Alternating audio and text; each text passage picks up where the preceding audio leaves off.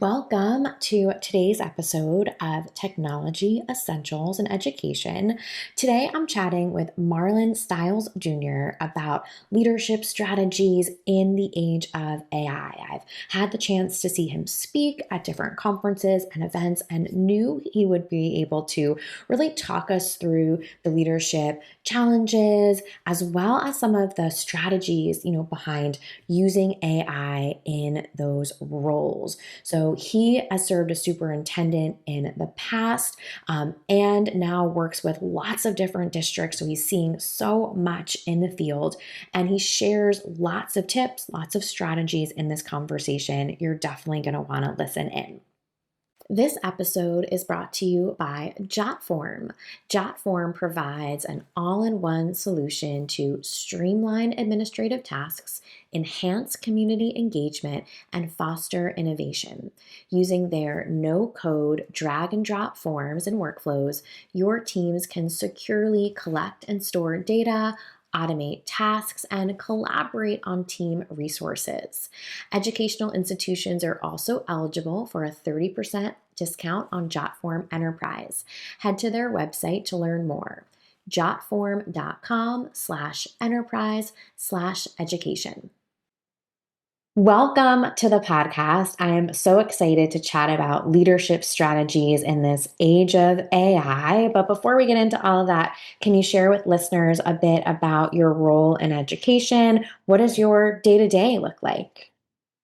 Monica, thanks for having me. It's so good to see you again. Excited to be on the podcast today. Marlon Styles, thrilled to still be serving educators across the country. Former superintendent for 6 years at Middletown City School District here in Southwest Ohio. No, I'm not an Ohio State fan. I love all things Michigan, go Big Blue. Since I've left the superintendency role, I've been doing a lot of consulting with school districts across the country, serving as a thought partner, really trying to push what's possible in education as we serve our kids. Keynote speaker, author here recently, and just excited to be supporting educators from all walks of life. Yeah, and you and I have known each other for a bit just on the different kind of conferences that we got a chance to go to and the people we get to meet and chat with.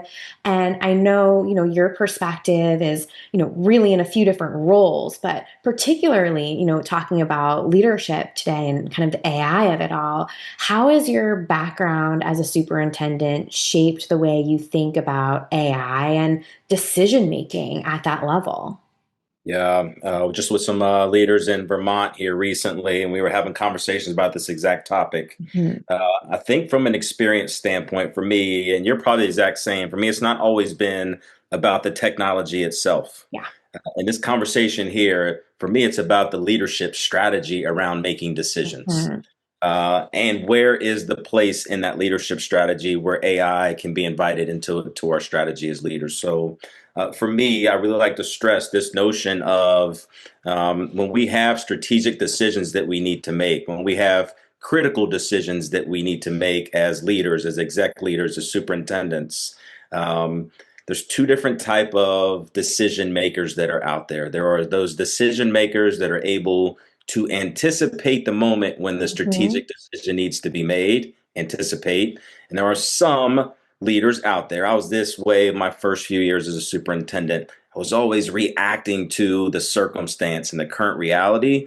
And the reality was I was being forced to make that critical decision, or the strategic decision. So, from an experience standpoint, as a former superintendent, I really lean into this notion of how might we become more strategic about the moments where we anticipate having to make very big critical decisions. Yeah, and I can imagine right now too, right? For so many leaders in different roles, right? It's no longer a surprise, right? That they are going to have a conversation about AI.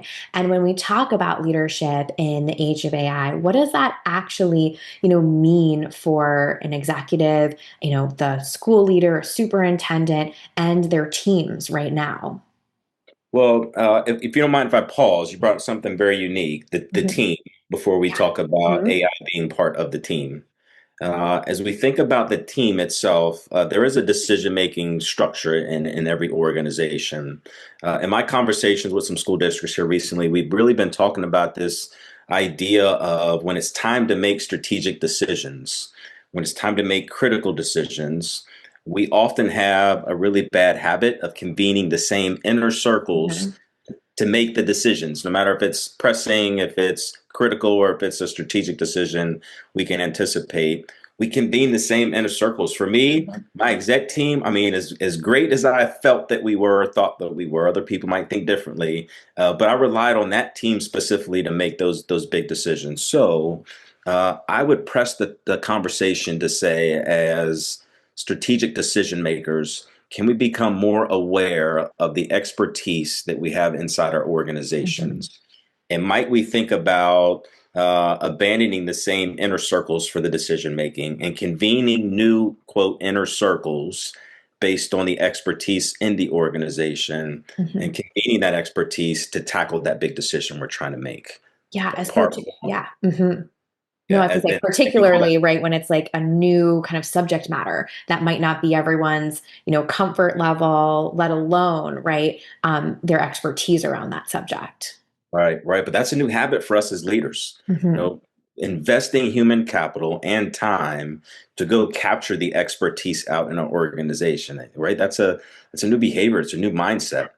But after we capture it, are we willing to shift our practice to leverage the right expertise at the right times to make the right decisions? Yeah. Yeah. No, and that's huge, I think, for someone who, right, might already feel like they've got a strong, cabinet, right, or group that they lean on, but may need to expand that, right, or look beyond kind of their normal trusted sources, right, as they're thinking about this, new or big topic. And there's a lot of conversation about AI for teachers and for students and what that looks like, but a bit less about AI for the people making those big picture decisions in a district.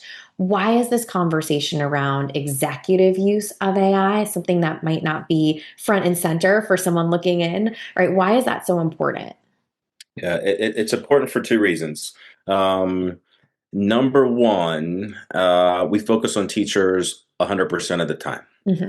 because they're closest to the most important assets in our communities, and that's our kids. Yeah. We as administrators, we are service minded, so we're always going to be thinking about others.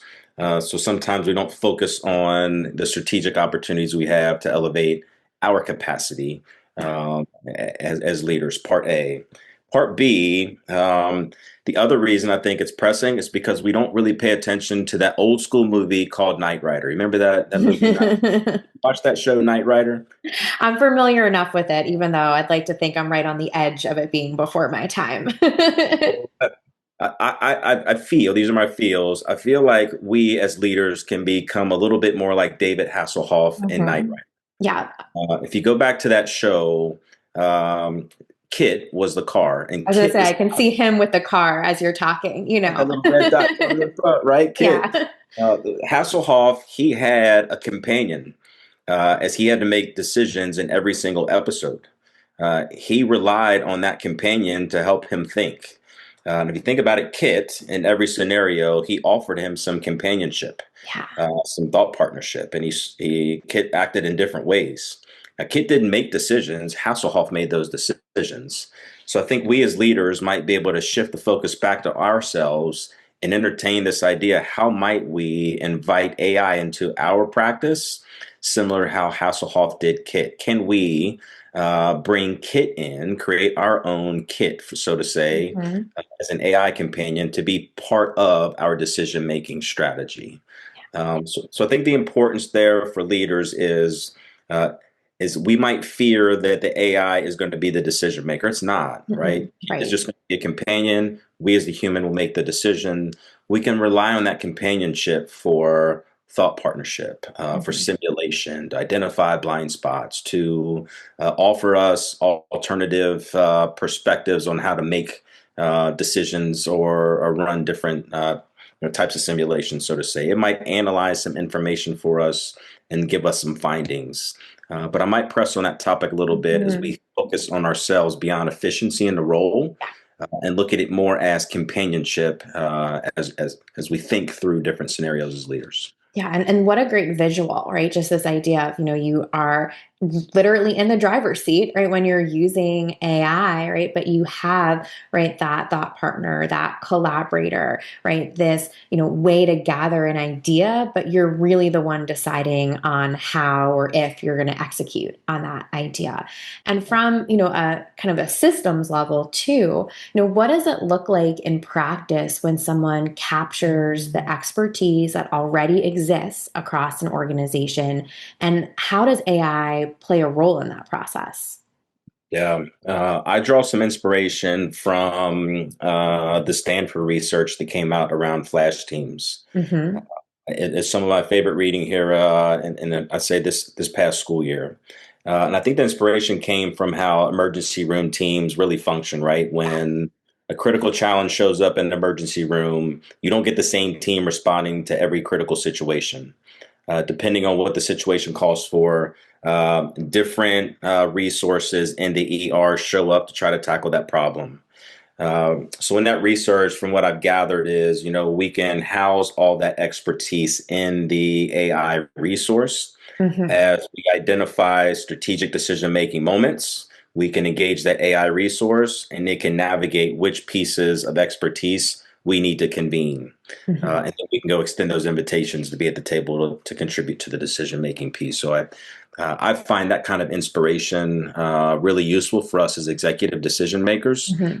thinking about how flash teams and AI might show up in our practice. Yeah, especially if you, right, are working in a large district and you have people, right, who might not physically be present in the same building, right, throughout the day. Like, how do I find the right person to help, with a particular goal? And that kind of gets me into my next question for you, which is around that strategic decision making. For a superintendent or a district leader who wants to start using AI to support their strategic decision making, what's a good first step or a good entry point for them? Yeah, I think a good entry point is just make a basic gem. Uh, Hmm. and I mean, the word basic, it doesn't have to be super complex. As a matter of fact, we don't want it to be Yeah. complex. Hmm. Right? Keep it super simple. Um, and I might offer this perspective of establishing what a pressure test might look like for any decision that you might make. Yeah. Uh, Take AI out of it for just a moment.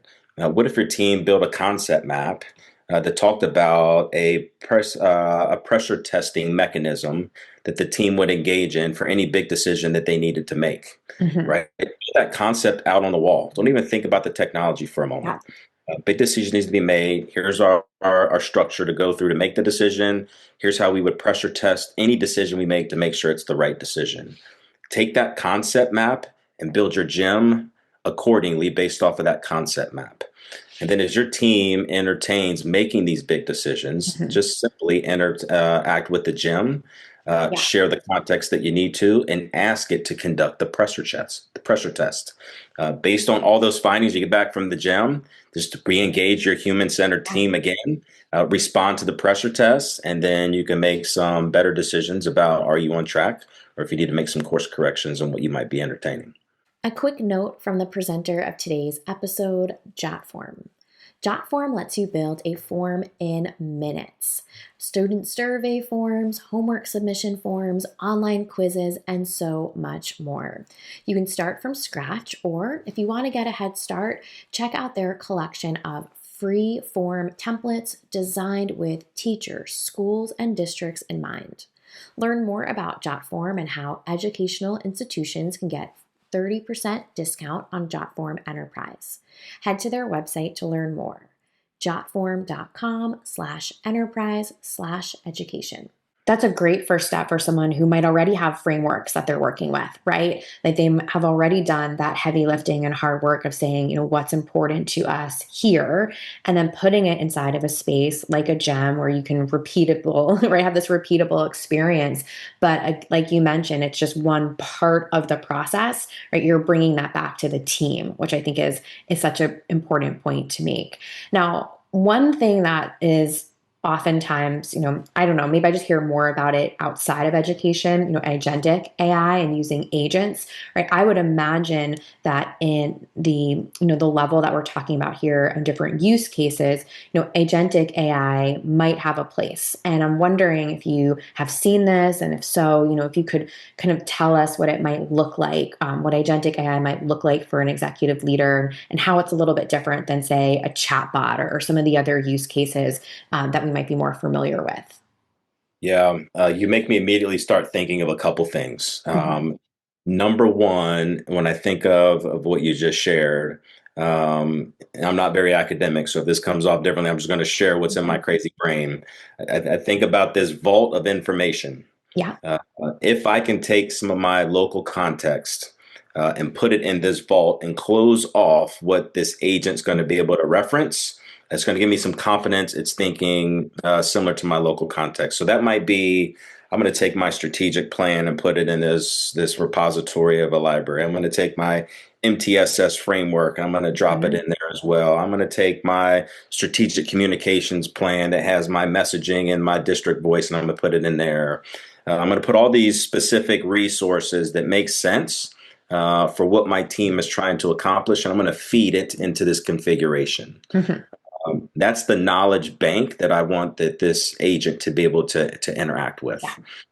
So I immediately go to as a superintendent. I want to have confidence that what it's pulling from, I want to have confidence that it is us. Yeah. That's not just some random Monica resource or Right. Marlon Yeah. resource, right? I want to make sure it's familiar to us. Part one. So for those soups who are thinking about using this, they think about feeding and configuring it with the right knowledge Mhm. of resources. Part one. Part two, I might ask us to be thinking about as we continue to evolve our learning out in the school system. It's important to continue educating this agent on whatever those findings may be. If we want it to evolve its thinking and companionship with us, we've got to make sure that we continue to help it learn a little bit more about us. So any of those discoveries or those new findings, I would say share that with the agent so it continue to evolve its thinking, part two. And then part three, I think it's about what we ask it to do for us. Mhm. Right. And here's where I think the fun part comes into play. If I'm going to make a decision, I might ask it to run a simulation. Here are the success indicators I'm looking for. Here's kind of the impact I'm looking for. Here's a scenario. Here's the decision I'm thinking about making. Run three simulations and give me a perspective about what the outcomes may be.